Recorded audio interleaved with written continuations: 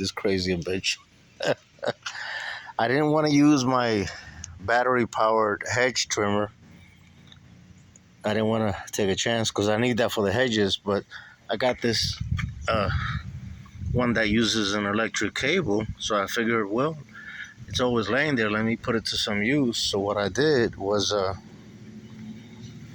don't know if you can see what I did. It's crazy. I got this hooked up here, this handle, and I got this handle taped up, as you can see. And then this way I can use both hands and work it, because the trigger is okay. So the trigger is here, right? So what I did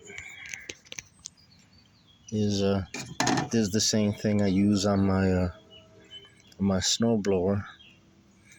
I got the handle tied off, so then whenever I want to turn it on, I just hit this here.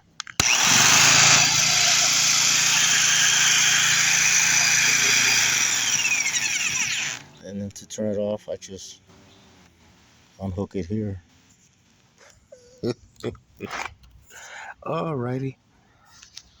You'll probably see this on it.